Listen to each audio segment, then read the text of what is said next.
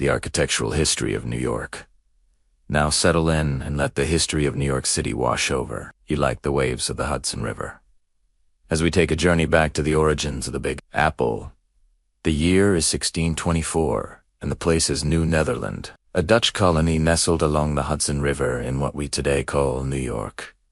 Here, at the southernmost tip of Manhattan Island, there's a small settlement called New Amsterdam. It's a quiet spot, a place where the river meets the land, where ships from distant lands unloaded their goods and sailors found respite from the sea. But this tranquility is about to change, for at the edge of this quiet settlement, where the streets end and the wild grasses begin, there's a plan taking shape, a vision of order amidst the wilderness. In 1823, the West India Company laid out the foundations of New Amsterdam, its streets forming the basic grid pattern that the city still largely follows today. This grid was not merely a way to divide land or create streets.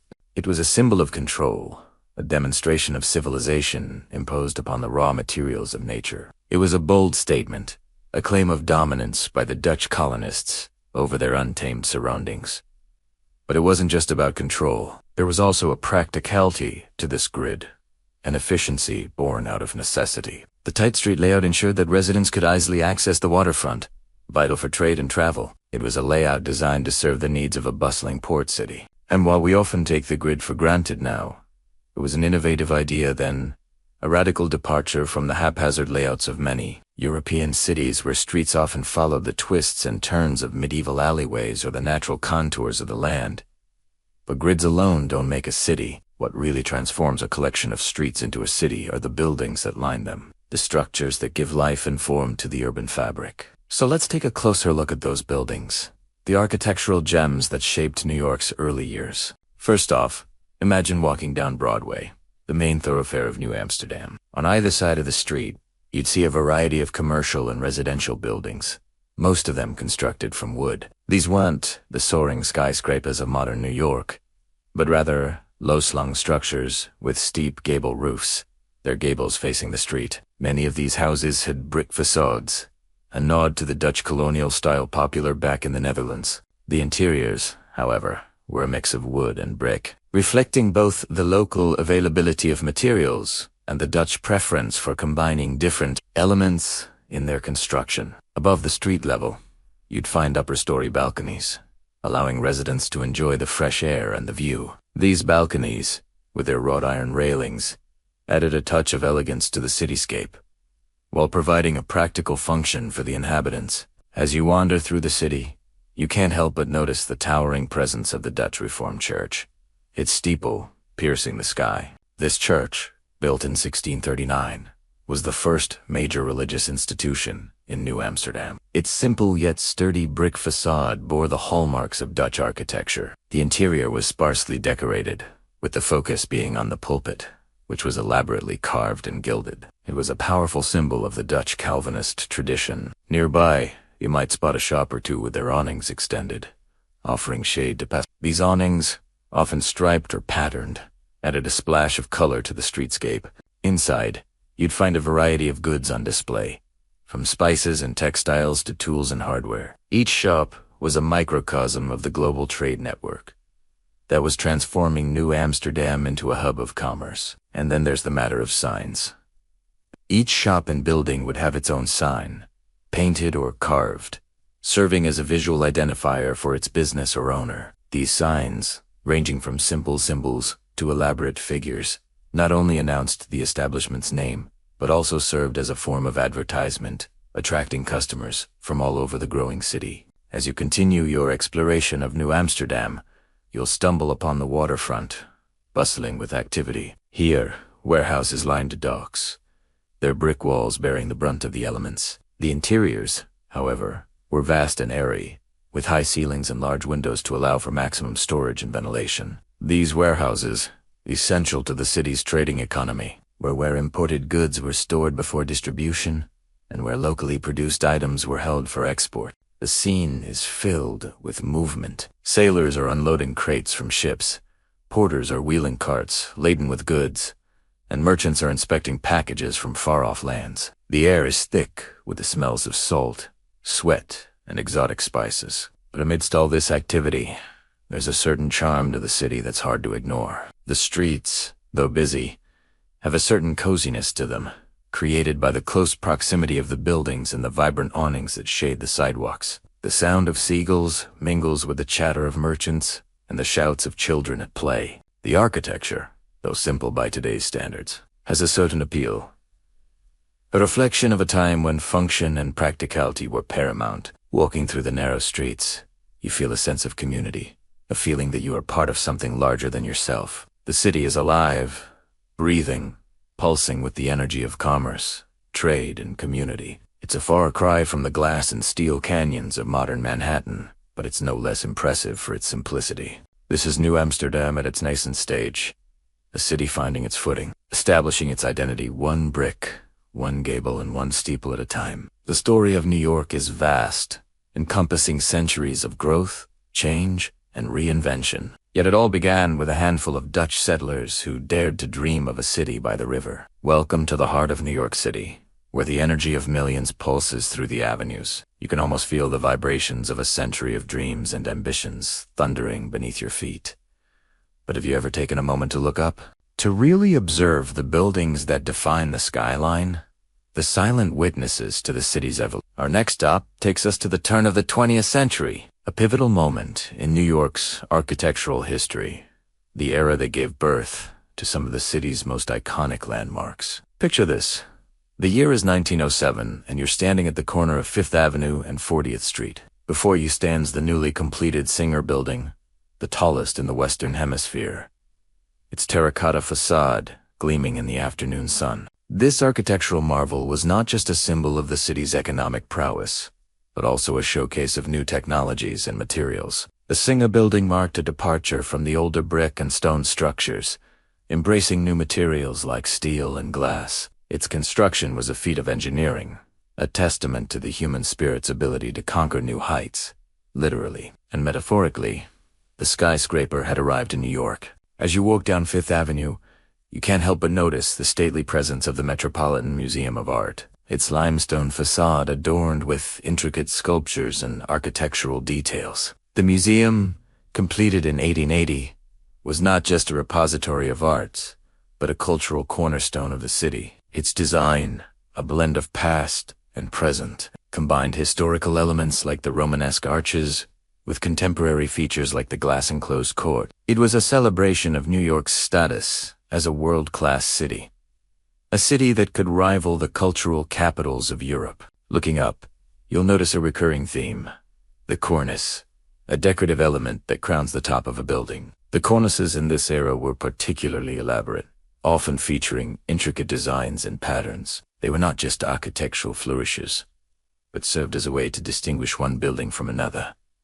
And what's a cornice without a counterpart? The base, the lower section of a building, where intricate details met the sidewalk. These bases were designed to be equally impressive, anchoring the building to the street below. But it's not just about grand buildings. Tucked away on quieter streets, you'll find brownstones, charming homes with storefronts on the ground floor and residences above. These buildings, usually constructed from brownstone, a type of sandstone, were popular among the middle class. Their uniform appearance contributed to the character of neighborhoods like Brooklyn Heights, creating a cohesive streetscape that was both attractive and livable. They represented an era when New York was rapidly developing, yet still had room for charm and character. And then there's the Flatiron Building, a triangular wedge of steel and glass perched at the corner of Broadway and 5th Avenue. Completed in 1902, it was the first skyscraper to utilize steel framing, allowing for a more efficient and taller structure. Its unique shape and location made it an instant landmark, a symbol of the city's forward-thinking approach to architecture and construction. As you stand before it, you can appreciate the boldness of its design, a stark contrast to the more traditional buildings around it. The Flatiron Building was not just a new way of building, it was a new way of thinking, embracing innovation and pushing the boundaries of what was possible. Now, take a moment to soak in the scene. The hustle and bustle of New York streets, the towering presence of its buildings, the intricate details, and the blend of old and new. This was the city at the dawn of the 20th century, a city poised for greatness, a city that was quite literally reaching for the sky. As we continue our journey through New York's architectural history, Keep these images in mind. They're not just snapshots of a bygone era. They're the foundation on which the modern city was built. The story of New York is one of constant change, but these early 20th century buildings remain timeless reminders of a city that never ceases to amaze. You can't rush the big things, those great turning points in history. They take time to ferment, to build up pressure until, bam, there's an explosion of change. The quiet Dutch era in New York was like that. It built up the foundations for a new way of living, for a new kind of city. And then when the British arrived, it exploded. The year is 1664. The Dutch West India Company is in decline. The Hudson has been a hard sell as a path to riches. For New Amsterdam, life under the thumb of the English is just beginning. They've taken over the city and they're about to change everything. First off, they changed the name. No more New Amsterdam. This is now New York. And along with the name comes a new look, a new style of architecture. Say goodbye to the cozy Dutch vibe. We're talking about a whole new era of building. We're going from small and quaint to big and beautiful. These are the years when the city really starts to grow, when the little village we saw before becomes a bustling town. So what has New York suddenly become a hotspot? Because it's no longer just a colonial outpost. It's a full-blown part of the British Empire. Now it's linked to all those far-off lands filled with gold and spices and all sorts of treasures. It's like someone turned on a giant spotlight, shining the light right on New York. And with that spotlight comes a whole new set of rules, a different way of doing things. It's all about how the British wanted to show off their power and wealth. They wanted everyone to see that they were in charge. What better way to do that than through grand buildings, fancy houses, and a shiny new city hall? But let me tell you, these new buildings weren't just about impressing people. They were also a way of controlling them. See, during this time, the British Empire was all about order and control. They wanted to keep things neat and tidy, and these buildings were a big part of that. Now, when the British showed up, they didn't come alone. They brought their style with them, a style called Georgian architecture. Don't worry if you haven't heard of it. You're about to get a crash course. The key thing about Georgian architecture is balance. Everything is carefully balanced, symmetrical, ordered. It's like a fancy dress party. But for buildings, they wore wigs back then, too, and we'll get to those. But first, let's talk about what went up in New York during this time. It wasn't just one building. It was a whole parade of them, like a marching band of bricks and mortar. First, inline, the townhouses. These were the everyday buildings, the ones lining the streets. They might not sound exciting, but trust me, they were. They were built with bricks or stone, and they looked like soldiers standing in a row, all neat and tidy. Their windows were lined up perfectly, and the doors were centered. It was like a game of Simon Says, but for architecture. And don't think for a second that they were boring. They had fancy names like the Morys and the Duane houses, and they weren't just for ordinary folks. They were for some of the most important people in New York. Then came the public buildings, the ones that really showed off the power and wealth of the British. And guess what? They went all out. I'm talking about the first City Hall, the one that stood tall in the heart of the city. It was like a king on a throne, all grand and important. And let's not forget the churches. They were built with the same dignity and style. Their steeples pointed to the sky, showing everyone that the British knew how to do things properly. They even copied the style of the great churches in London. It was like a piece of England had been transported to New York. But you know what? It wasn't just about copying London. These buildings were a way of creating a new identity. They were showing the world that New York was not just a small village. It was a growing city with a bright future ahead of it. These buildings were the backbone of that new identity. They were the ones that shaped the skyline, the ones that defined the character of the city. And here's the best part. They weren't just fancy on the outside. These buildings were like a box of chocolates, all wrapped up and looking good on the outside. But it's what's inside that counts. They had secret passages and hidden rooms. The hallways were long and mysterious, and the staircases were like a roller coaster ride. And let's not forget about the decorations. There were pictures and paintings everywhere. The walls were covered in fancy wallpaper, and the furniture was like something out of a royal palace. These buildings were a celebration of wealth, power, and the finer things in life. They were a way of showing off and impressing everyone who stepped inside them. But don't think for a second that it was all smooth sailing. Building these fancy places was not easy. It took a lot of work, money, and planning. The architects had to make sure that everything was perfect, down to the smallest detail. They had to consider the size, shape, and decoration of every room, every window, every doorway. It was like solving a giant puzzle, but with bricks and mortar. And let's not forget about the materials. Getting the right wood, brick and stone, was crucial. If the materials weren't strong and durable, the buildings could collapse. It was a risky business, but the results were worth it.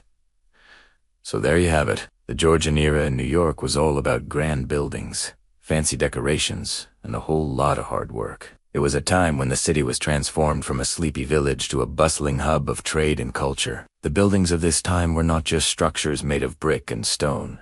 They were symbols of a changing city, a city that was becoming more urban, more sophisticated, more cosmopolitan. They were the building blocks of a new identity, a new way of life. And as you walk through the streets of New York today, take a moment to appreciate the legacy of that era. Look up at the buildings.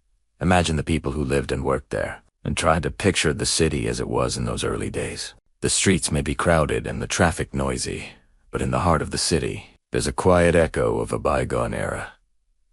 A reminder of the days when New York was a city of elegance and charm. A city that was once upon a time New Amsterdam. After the American Revolution, a new government was in charge. Things were different now. The country was its own boss, and the city needed a new look to match. That's when federal style came along. It was like a breath of fresh air.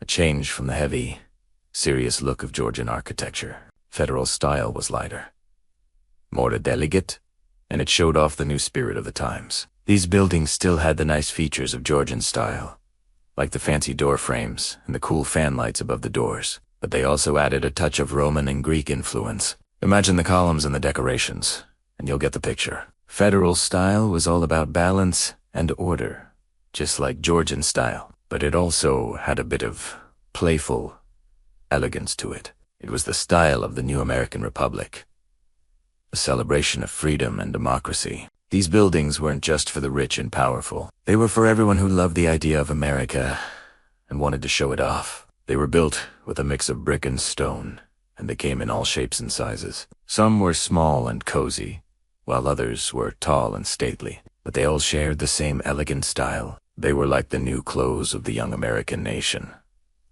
Stylish, sophisticated, and full of promise. Federal style was more than just bricks and mortar. It was a statement, a way of saying that America was here to stay. It was a message to the world that this new country was capable of creating its own unique style, its own identity. And as you walk through the streets of New York today, take a moment to appreciate the legacy of that era. Look at the delicate fan lights, the graceful columns, and the overall elegance of the buildings. Imagine the people who lived and worked there, and try to understand the challenges they faced. Federal style was more than just an architectural movement. It was a reflection of the hopes, dreams, and struggles of a new nation. It was the style of a revolution that created a new country and a new way of life. So next time you're in New York, take a stroll down the streets and soak up the atmosphere. Feel the energy of the city and the legacy of its past. Remember the elegance of federal style and the impact it had on shaping New York and the United States as a whole. As the 19th century unfolded, New York's population exploded. The Erie Canal, completed in 1825, transformed the city into the primary gateway for goods flowing from the American heartland to the world. And that, my friends, kicked off a bona fide building boom. The city's skyline began to rise. The streets filled with ambitious new row houses, and the sound of hammers echoed through the canyons of Manhattan. The pace of growth was nothing short of astonishing. Now, as the city's wealth grew, so did its need for grand civic structures, imposing temples of commerce and government that could stand as symbols of the nation's financial muscle. But don't get it twisted. This wasn't just about flexing. These buildings, with their soaring columns and intricate details, represented the values of the Republic. They spoke of enduring strength, unwavering justice, and a commitment to the ideals of democracy. In the midst of this frenzy, amidst the steam billowing from the streets and the clatter of horse-drawn carts, there emerged two distinct architectural styles, each telling a story of New York's unique journey during this era. First, let's talk about the brownstone. Now, these weren't your average, run-of-the-mill houses. They were the epitome of urban elegance, crafted from the same rugged sandstone that had once been quarried from the very land where the city now stood. By the 1830s, architects like Richard Morris Hunt and James Van Wyck Jr. were already experimenting with the material, creating facades that were anything but ordinary. They layered the stones in inventive ways, sometimes leaving them unpainted to show off their natural hues, and at other times giving them a rich patina with iron oxide.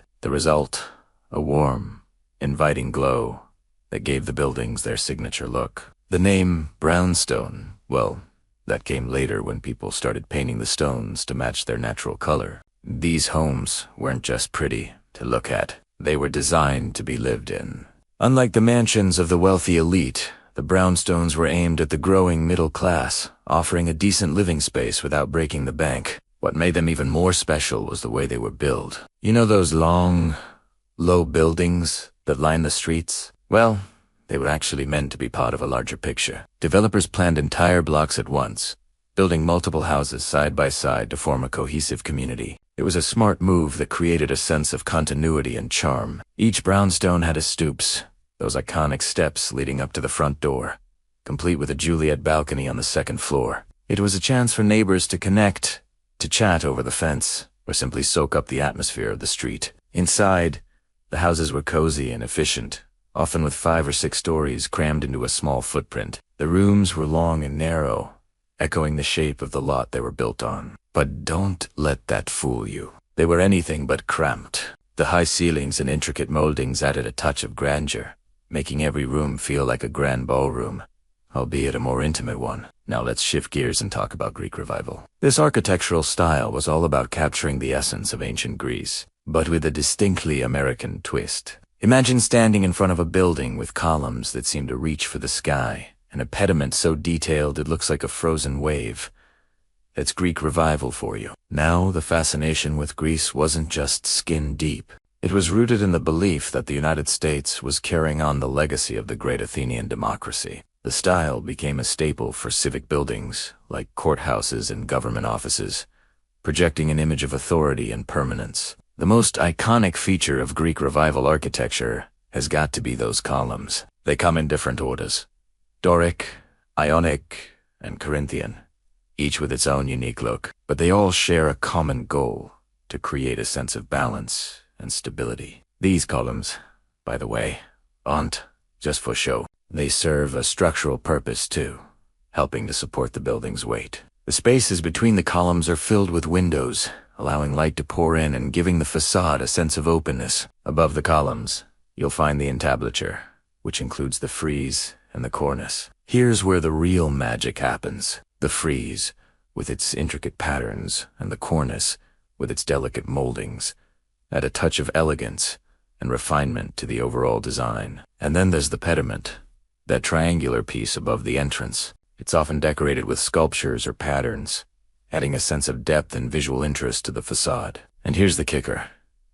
Greek Revival wasn't just about imitating the Greeks. It was also about adapting their ideas to the American context. Take a look at the United States Treasury Building on Wall Street. Designed by John Trumbull, it stands as a symbol of the nation's financial power. Built in 1841, its white marble facade gleams with an almost ethereal quality, drawing your gaze upward. The building's massive granite base contrasts with the delicate marble above, anchoring it to the bustling street below. As your eyes travel up, they land on the 4 Doric order columns that seem to hold up the building S-weight with effortless grace. The simplicity of the columns is echoed in the frieze above, where a series of triglyphs and metopes break up the monotony of the wall surface. The building's cornice is a masterpiece of detail, a delicate yet robust molding that crowns the structure with a sense of finality. But it's the pediment that truly steals the show. Here, instead of relying on sculpture, Trumbull opted for a bold pattern of high-relief work that mimics the texture of the masonry below. This play of light and shadow adds a sense of depth and dimension to the facade. It's as if the building itself is breathing, alive, with energy. The U.S. Treasury Building isn't just a financial hub. It's a monument to the nation's democratic ideals, a reminder of the enduring power of classical architecture in a rapidly changing world. New York wasn't just about towering columns and grand avenues. It was also about providing refuge, a place to escape the relentless pace of the city. Enter Central Park, a sprawling oasis designed by Frederick Law Olmsted and Calvert Vaux, who aimed to create more than just a park. They wanted to craft a naturalistic landscape that mirrored the beauty of the American wilderness. Covering over 775 acres, Central Park is a patchwork quilt of landscapes, from the rolling hills of the Ramble to the serene conservatory garden. There's something for everyone here. Winding paths that invite exploration, open meadows that beckon relaxation, and bridges that offer picturesque views. Olmsted and Vaux understood that the true charm of a park lay in its ability to surprise. They dotted Central Park with hidden gems like the Bow Bridge, a dainty structure that spans a quiet pool, or the more rustic bridge near the Lotus Pond. These spots weren't just scenic. They were meant to evoke a sense of wonder and delight, but it's not just about what you see. The architects of Central Park knew the importance of what you hear.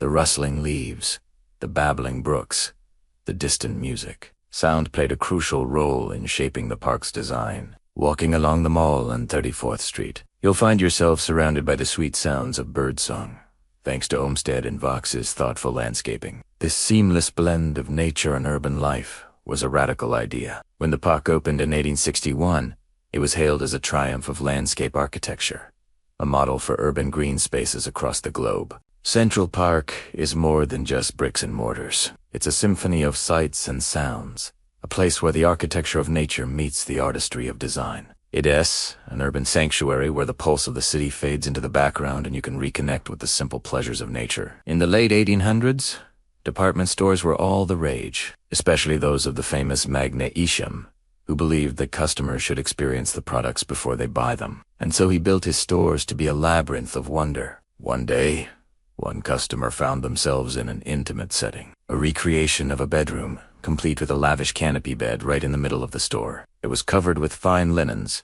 plump pillows, and inviting quilts. The little girl stood transfixed, overwhelmed by the luxurious surroundings, and desperate to find out the price of this dream bed. She asked passing salespeople, but none of them knew. So she stayed in the store late, hoping to catch the manager. Finally, as the store was closing, a kind floor manager offered to take her on a tour behind the scenes, through the stockroom and up a secret stairwell. He wanted to show her the truth behind the retail magic. At last, they arrived at the source of the girlish delight, the very bed she had admired so much, and there it was, marked simply with a number, 18, $417. She had no idea that she was witnessing a pivotal moment in retailing history, because from that day forward, she never bought anything without asking the price. This sparked a revolution among shoppers, who suddenly became curious about prices across the board. Department store owners realized that the only way to keep customers coming back was to put prices on everything. So that's why today, almost every product sold has a price tag. And it is all because of one curious girl who couldn't sleep until she knew the cost of a dream bed. And I'm here to help you get some shit-eye. It's bedtime. Now let's go back in time to the late 1800s. New York City was a hive of industry and ambition. Skyscrapers were transforming the skyline. Inventions were being patented at a dizzying pace, and millionaires were being made in a single stroke. It was an era of excess, a celebration of wealth and success. But it wasn't just the mansions and yachts that gleamed during this time. The buildings were waging a race to the sky. Suddenly, architects had the freedom to build structures of unparalleled height, freed from the constraints of load-bearing walls, all thanks to a simple yet revolutionary invention, the steel-frame skyscraper. You see, up until this point, building construction was held back by the limitations of masonry. Bricks and stones could only support so much weight, so buildings could only grow so tall. But now, with a strong steel skeleton, buildings could soar to new heights, and so began the race to create the tallest, grandest structures. Now these weren't just functional buildings. They were works of art. Each architect tried outdoing the other with elaborate facades and jaw-dropping details. The first masterpiece of this new era was the Flatiron Building. Completed in 1902, This iconic structure was built at the intersection of Fifth Avenue and Broadway. Its shape was dictated by the unusual angle of the two streets, and the result was a daring triangular form. Standing 22 stories tall, it was the tallest building in New York at the time. What made the Flatiron Building truly remarkable was its combination of cutting-edge engineering and turn-of-the-century charm. The building's exterior boasted an eclectic mix of architectural styles, combining the symmetry of classical design with the intricate details of the Renaissance, while the interior featured state-of-the-art amenities, such as electric elevators and modern heating systems. Despite its small footprint, the Flatiron Building quickly became a neighborhood landmark. Crowds gathered every day to watch the sun set behind its sharp spire, creating a breathtaking spectacle of light and shadow. Over the years, its popularity has only grown, inspiring artists, writers, and photographers to capture its unique character. Today, the Flatiron Building continues to stand proudly in New York City, a reminder of the city's rich history and the boundless imagination of its architects. But the Flatiron wasn't the only game in town. Across the street rose another contender for the title of tallest building, the Singer Building. The Singer Building was named after the famous sewing machine company that occupied its top floors. Built in 1908, it took the record for the tallest building away from the Flatiron Building, boasting 472 feet, or 144 meters, in height. The Singer Building was designed with an elegant white terracotta facade adorned with intricate details and setbacks. The building's crown featured a series of ornate spires and pinnacles that gave it a distinctive profile against the skyline. But it wasn't just the building's height and facade that made it remarkable. The Singer Building also boasted some of the most modern amenities available at the time, including electric elevators, advanced fire safety features, and even an on-site power plant. These features made it a highly desirable location for businesses and residents alike. Unfortunately, the Singer Building's reign at the top was short. Just 5 years later, it was surpassed by the Woolworth Building,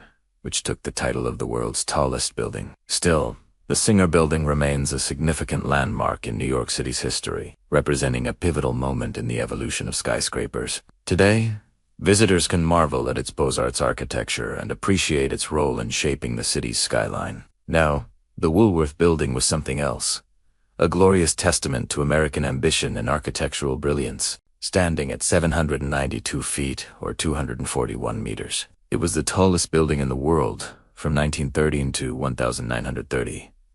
Designed by the architectural firm of Gilded, the Woolworth Building was a departure from the previous two buildings. It didn't just reach for the sky, it soared to new heights. The building's facade was a masterpiece of terracotta and limestone, intricately carved with floral and geometric patterns that adorned every inch of its surface. The building's crown featured a series of setbacks that created a distinctive stepped appearance. From the street, the sight of the Woolworth Building was nothing short of breathtaking. But it wasn't just the exterior that impressed. The interior was just as grand, with soaring ceilings, intricate mosaics, and a central atrium bathed in natural light. The building's amenities were equally impressive, including a rooftop garden, a gymnasium, and even an on-site post office. The Woolworth Building was more than just a workplace. It was a destination, a place where people came to marvel at the ingenuity of its design and the grandeur of its scale. Sadly, the building fell into disrepair in the mid-20th century, but it underwent a major renovation in the 1980s, and today it stands proudly once again, a testament to the enduring legacy of American architecture. As you explore the Woolworth Building, take a moment to appreciate the intricate details and the craftsmanship that went into every aspect of its design. The building's story is a reminder of the power of human ingenuity and the enduring legacy of American architecture. And finally, let's talk about the majestic Grand Central Terminal. It wasn't just a train station. It was a palace of travel, a grand hall of adventure. Standing at 165 feet tall, its main concourse was a cavernous space with soaring ceilings adorned with constellations that twinkled like stars in the night sky. The building's facade was a masterpiece of Beaux-Arts architecture, featuring intricate carvings and statues of mythical figures that symbolized speed and progress. But the real magic of Grand Central Terminal was in the details. The building's interior was a feast for the eyes with intricate terracotta patterns, chandeliers that sparkled overhead and clocks that chimed the passing moments. Every aspect of the terminal's design was meant to inspire awe and wonder, From the majestic arches to the mosaic floors, Grand Central Terminal wasn't just a place to catch a train. It was an experience, a journey into the heart of New York City and the promise of adventure that lay beyond. The terminal's grandeur had captured the imagination of generations of travelers. Sadly, Grand Central Terminal was slated for demolition in the 1960s. But thanks to the efforts of preservationists, it was saved and restored to its former glory. Today, it continues to welcome millions of visitors each year, the roaring 20s and the early 1930s. A time when the world's greatest city was entering a new era, an era of unprecedented prosperity, dazzling glamour, and remarkable innovation. And it was during this time that New York was transformed forever. I think everyone knows what New York is today. A sprawling metropolis full of iconic landmarks. But did you know how the city got that way? And do you know that every single one of New York's skyscrapers has its own unique story to tell? Well, let me show you how New York was built. One iconic skyscraper at a time. The first story begins with a young architect named John Van Velick, who had a vision for a new kind of building. A building that would be taller and grander than anything that had come before. His plan was to build a 70-story skyscraper that would become the tallest building in the world, surpassing even the Eiffel Tower. He called his project the Terminal Tower, and he was determined to make it a reality. However, Van Valkenburg's plans were soon put on hold, as the City Sony Commission rejected his proposal for a building that was too tall. But Van Valkenburg was not one to give up easily, so he went back to the drawing board and came up with a new plan. This time, he designed a building that was shorter, but no less ambitious. He named his new project the Waldorf Astoria, and it was born. By 1926, the Waldorf Astoria was nearing completion, and it was clear that this was no ordinary building. Its soaring height and luxurious accommodations made it the most prestigious address in the city. But as the Waldorf Astoria neared completion, another developer, William Van Allen, began planning his own skyscraper. Van Allen's vision was even grander than the Waldorf. He wanted to build the largest office tower in the world, a building that would become the tallest structure on Earth. He named his project the Chrysler Building, and it would become one of the most iconic buildings of all time. As construction of the Chrysler Building began, a battle erupted between two of the city's biggest developers. Each man was determined to outdo the other and create a building that would become the crown jewel of the New York skyline. The competition was fierce and the stakes were high, but in the end, it was William Van Allen who came out on top. The Chrysler Building was completed in 1930, and it quickly became the tallest building in the world. But this victory was short-lived, as the Bank of Manhattan Trust Company soon began construction of an even taller building, the Empire State Building. And so the race was on to build the world's tallest building. It was a race to the top that would define an era and shape the skyline of one of the world's greatest cities. At the time, New York was undergoing a major transformation. It was becoming a hub of international trade, finance, and culture. And as the city grew, so did its need for office space. This created a perfect opportunity for developers to build skyscrapers, structures that could reach new heights and provide the city with the office space it needed. As the race to build the tallest building began, architects and engineers pushed the boundaries of what was possible. They experimented with new materials and construction techniques to create buildings that were taller and more durable than ever before. The result was a race to the top that pushed the limits of human ingenuity and innovation. But it wasn't just the developers and architects who were competing.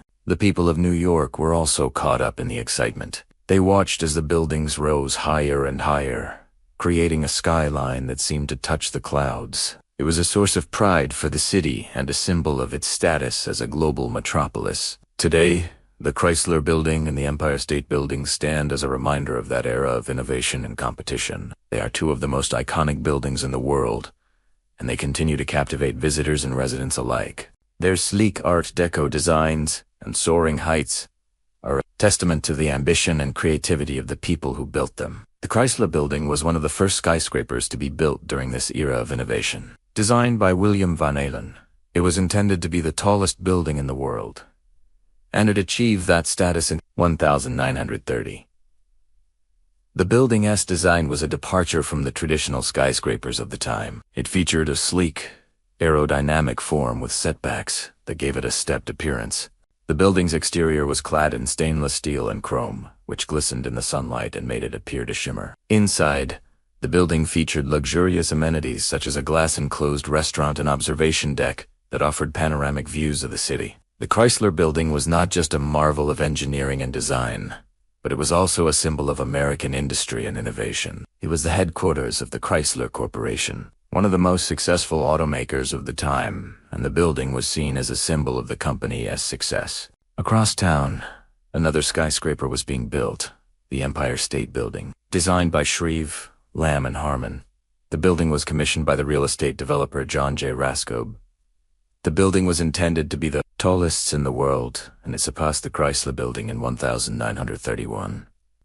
The Empire State was more straightforward than the Chrysler Building S. It featured a simple, elegant form with setbacks that were more subtle than its rival. The building's exterior was clad in limestone and granite, which gave it a more traditional look. Inside, the building featured practical amenities such as efficient floor plans and large windows that provided plenty of natural light. The Empire State Building was not just a symbol of American engineering and innovation, but it was also a symbol of the country's resilience. The building was completed during the Great Depression, and it represented hope for a better future. These two skyscrapers were not just competing for the title of the tallest building in the world, but they were also competing in terms of design and aesthetics. The Chrysler Building was seen as the epitome of Art Deco design, while the Empire State Building was seen as more traditional. This competition led to a race to build the most impressive and iconic building, resulting in two of the most recognizable landmarks in the world. But the competition didn't end there. The two buildings continued to compete throughout their history. For example, the Empire State Building reclaimed the title of the tallest building in the world in 1941 after the original World Trade Center was completed. The two buildings have also competed in terms of their use and function. The Chrysler Building has housed a variety of businesses over the years, including the law firm Cravath, Swaine and Moore, and the advertising agency Ogilvy and Mather. The Empire State Building has also been home to a variety of tenants, including the publishing company Condé Nast and the investment bank Goldman Sachs.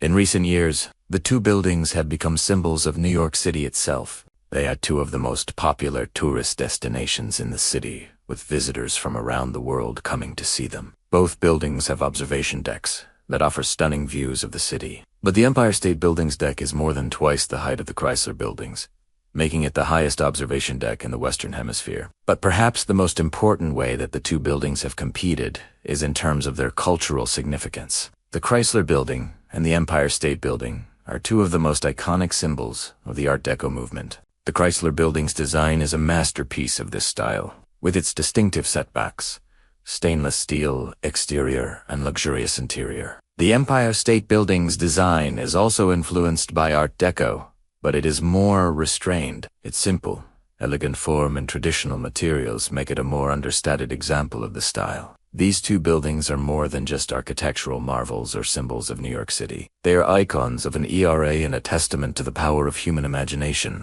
They are a reminder of the ambition and creativity that have always defined New York City and America as a whole. So next time you look up at the New York skyline, take a moment to appreciate the Chrysler Building and the Empire State Building. These two buildings are not just part of the city's skyline, they are part of its soul. After the Second World War, New York's architecture underwent another profound transformation. The elaborate ornamentation of Art Deco gave way to a new, more stripped-down style: Modernism. This was an era of glass and steel, of clean lines and minimalist forms. It was an architecture of logic and function, a direct response to the complexities of the past. The most important building of this period was the Seagram Building, completed in 1958.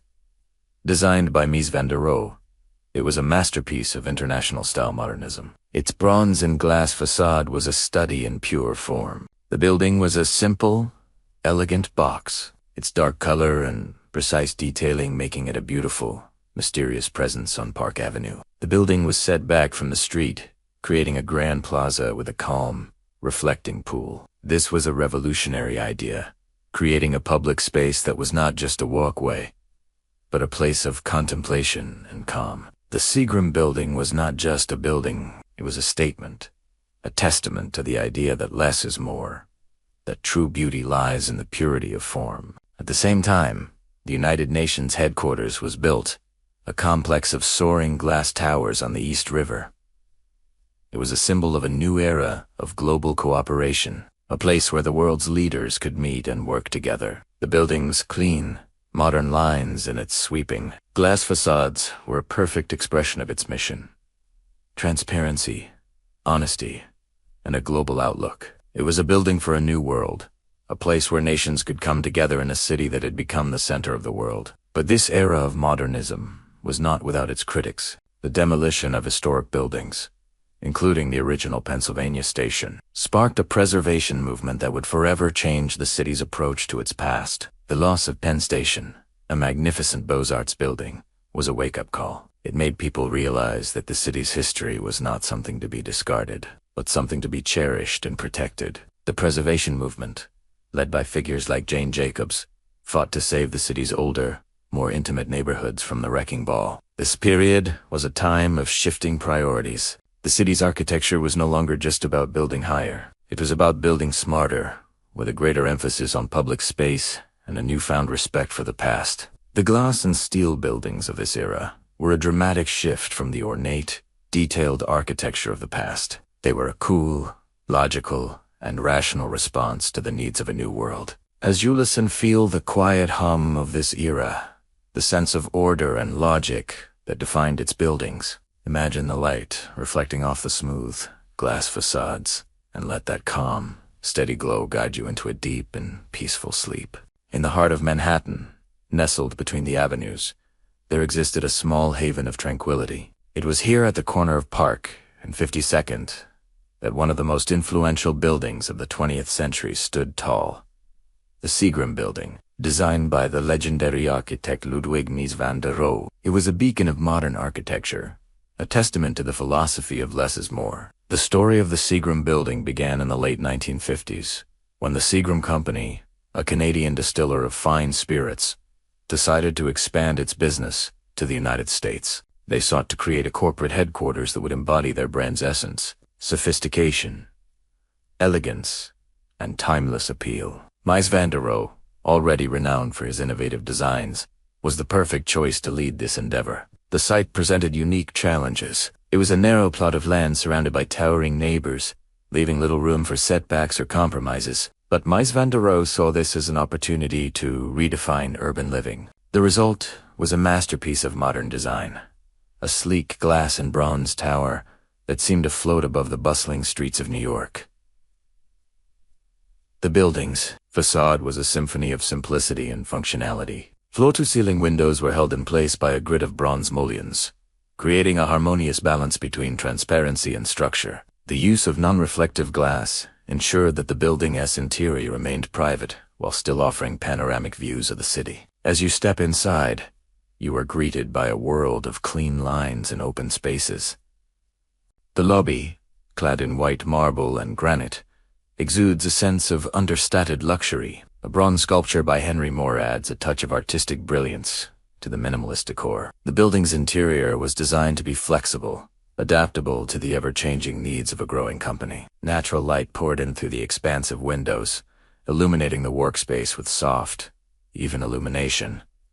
The Seagram Building wasn't just a workplace. It was a sanctuary, a refuge from the chaos of the city. One of the most remarkable aspects of the Seagram Building was its approach to public space. Instead of simply adhering to setback regulations, Mies van der Rohe used the space between the building and the street to create a series of terraces, a series of outdoor areas that provided much-needed respite from the concrete jungle. These terraces were designed as private gardens, accessible only to those who worked in the building. They became a symbol of exclusivity, a perk that set the Seagram Building apart from its competitors. The crown jewel of the Seagram Building, however, was its plaza. Tucked away from the hustle and bustle of Park Avenue, it was a hidden gem, a tranquil oasis in the heart of the city. The plaza's centerpiece was a large reflecting pool, its surface mirroring the towering presence of the building itself. The pool was surrounded by lush greenery, creating a sense of serenity and calm. It was a place where one could escape the noise, the crowds, and simply reconnect with nature. The success of the Seagram Building was monumental. It set a new standard for corporate architecture, proving that a building could be both functional and aesthetically pleasing. It won numerous awards, including the coveted IA Gold Medal. Today, the Seagram building stands as a testament to the enduring legacy of modern architecture. It is a reminder of a time when form and function were seamlessly intertwined, when buildings were not just structures, they were works of art.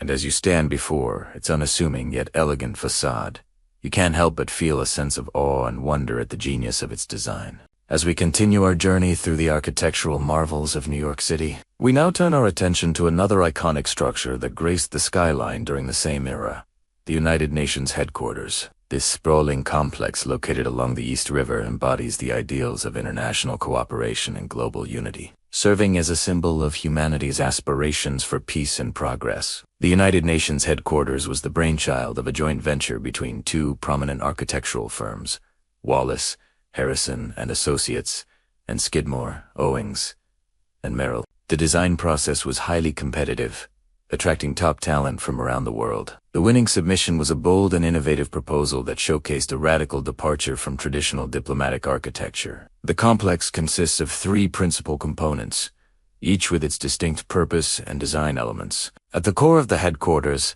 is the General Assembly Hall, the nerve center of the organization. This circular chamber symbolizes the interconnectedness of the world's nations and their shared pursuit of common goals. The whole's sweeping glass facade, often referred to as the curtain wall, signifies transparency and openness in international relations. The General Assembly Hall is flanked by two secretariat wings, each housing various offices and support functions. These wings are connected to a central core that provides vertical circulation and structural support. The building's sweeping curves and dynamic lines give it a sense of forward momentum, symbolizing the progressive and forward-thinking nature of the United Nations. Materials play a crucial role in the headquarters' aesthetic and functionality. The curtain wall system, a hallmark of modern architecture, allows for expansive glass windows that flood the interior spaces with natural light. The use of non-reflective glass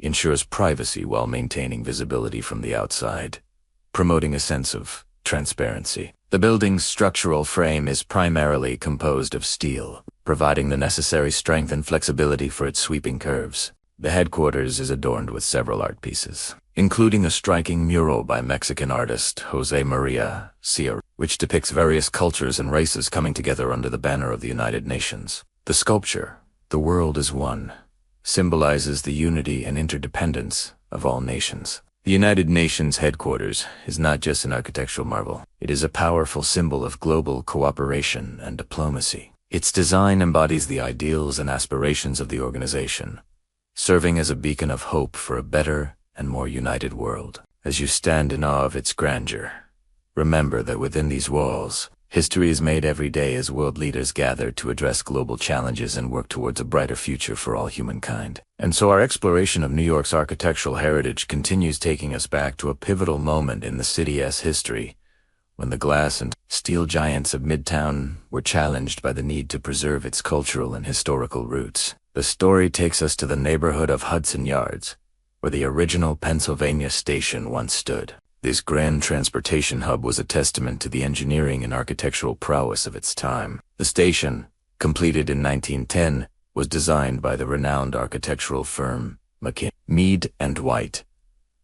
It was a masterpiece of Beaux-Arts architecture, characterized by its grand scale, intricate details, and rich ornamentation. The vast waiting room, with its soaring ceilings and monumental columns, was a sight to behold. The station was more than just a transportation hub. It was a symbol of New York's status as a world-class city. The loss of Penn Station sparked outrage and galvanized public opinion. Leading the charge was Jane Jacobs, a writer and activist who had become a champion of urban preservation. She argued that the demolition of such an iconic landmark was a short-sighted decision that would have far-reaching consequences for the city's identity. Her efforts helped to raise awareness and mobilize support for the cause. Today, the story of Pennsylvania Station serves as a reminder of the importance of preserving our architectural heritage. The loss of such a significant landmark should not be taken lightly. It is a lesson that continues to shape the way cities approach development and the value they place on preserving their cultural roots. If you find yourself wandering through the bustling streets of New York, Take a moment to appreciate the architectural gems that adorn the landscape. Remember the stories behind those structures and the lessons they hold for shaping a city's character. Let the legacy of Penn Station serve as a guiding light in ensuring that New York's architectural heritage is safeguarded for generations to come. As the 20th century drew to a close and the new millennium began, New York's architecture entered a new, more eclectic phase.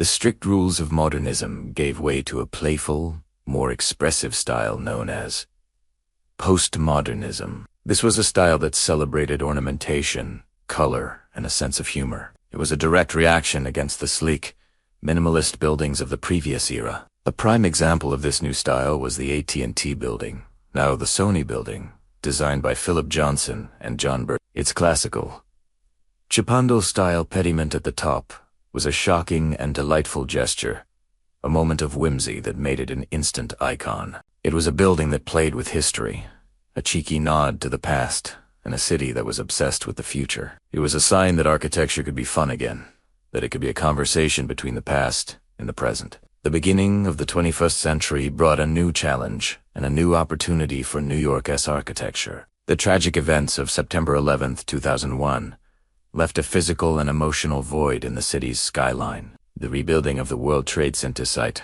was a monumental task, a project of immense historical and emotional significance. The new One World Trade Center, with its soaring, tapered form, was a powerful symbol of resilience and remembrance. Its height, 1,776 feet, was a direct reference to the year of American independence. A quiet but powerful statement about the city's enduring spirit. The building was a beautiful, shining presence, a beacon of light in the heart of the city. In recent years, the race to the sky has returned with a vengeance. Super tall, slender residential towers have shot up along Billionaire's Row, their glass facades reflecting the clouds in the sky. These buildings are marvels of engineering, their slender forms a testament to new construction techniques. They are elegant, dramatic, and a new, powerful presence on the skyline. New York's architectural story is far from over. From the humble Dutch homes of wood and brick to the soaring towers of glass and steel, the city's buildings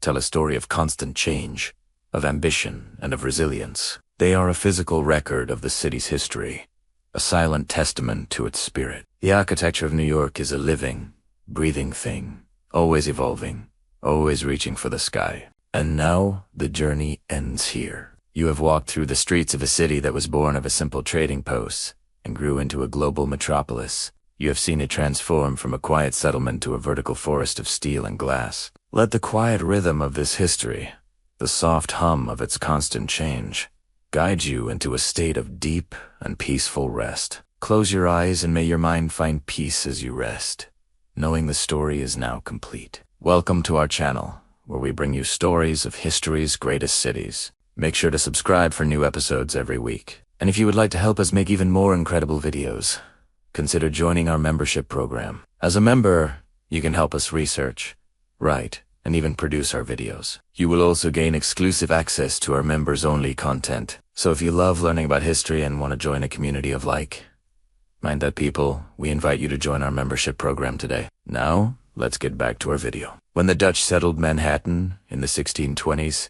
they built small wooden houses for themselves and their families. These were simple, modest dwellings, but they were the first building blocks of one of the most iconic cities in the world. Over the years, these early settlers were joined by people from all over the world, each bringing their own culture and traditions with them. As the city grew, so did the size and scale of its buildings. In the 18th century, as New York became the commercial center of the colonies, grander homes and commercial buildings began to appear. These were often made of brick and stone and had more ornate details.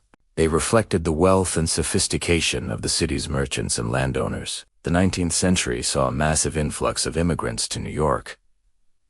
As the city's population boomed, so did the demand for housing. This led to the development of new technologies and construction methods, such as the elevator, which allowed buildings to be taller than ever before. Suddenly, the city's skyline began to shift. The first skyscrapers started to appear, towering over the old brick and brownstone buildings. The 1920s saw a flurry of activity as architects experimented with new materials and styles. This was the age of Art Deco, a style that emphasized sleek lines, geometric shapes, and luxurious materials. Many of New York's most iconic landmarks were built during this time, such as the Chrysler Building and the Empire State Building. These buildings were not just symbols of the city's wealth and power, they were also works of art, celebrating the possibilities of modern construction techniques. After the Second World War, New York's population exploded, and the city faced a housing crisis. Architects responded by developing new ways to build quickly and cheaply.